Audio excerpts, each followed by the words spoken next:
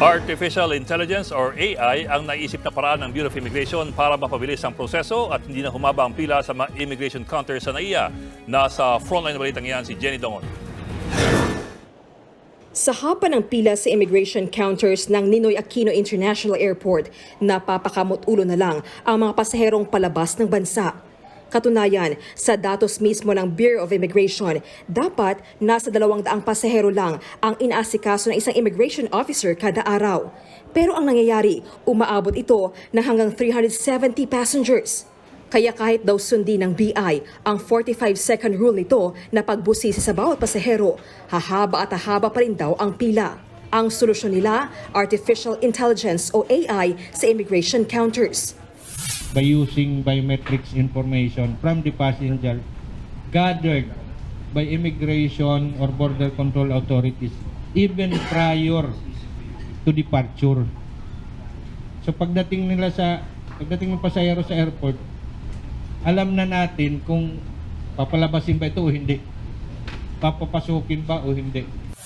Paliwanag ni Immigration Commissioner Norman Tansinco, magkakaroon ng data sharing ang BI sa ibang bansa. Para sa pagbili pa lang ng plane ticket ng pasahero, alam na agad ng AI kung tatanggapin sa bansang pupuntahan ng pasahero. Paliwanag naman ni Tansinco, hindi mawawalan ng trabaho ang mga immigration officer. Kailangan pa rin daw sila para sa secondary verification. Layunin lang din ang paggamit ng AI na isulong ang contactless travel at tiyaking nakakahabol ang Pilipinas sa modernisasyon. 1940 pa kasi ang sinusunod na batas kaugnay ng pagsala sa mga biyahero.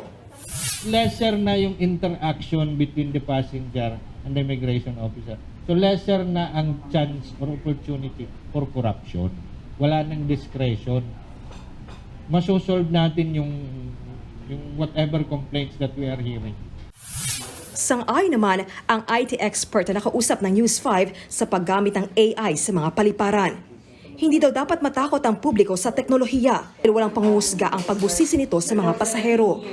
Mawawala na yung mga problema na ang dahilan ay pagiging bias ng isang immigration officer sa tao. Kasi titignan niya yung itsura ng tao na mukhang walang pera to eh.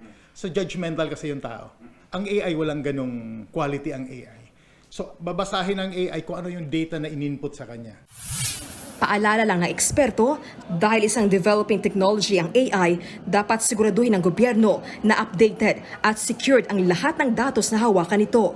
Target ng BI na simulan ang paggamit ng AI, oras na maikabit na ang mga electronic gates at biometrics sa departure at arrival area sa third quarter ng 2024. Nagbabalita mula sa Frontline, Jenny Dongon, News 5. Mga kapatid, Ed Lingaw po, maging maalam at may pakialam sa mga napapanahong balita sa ating bansa. Para sa mas malalimang pagtalakay at paghimay sa mga issue at headlines, tumutok lamang at pag-subscribe sa social media pages ng News 5.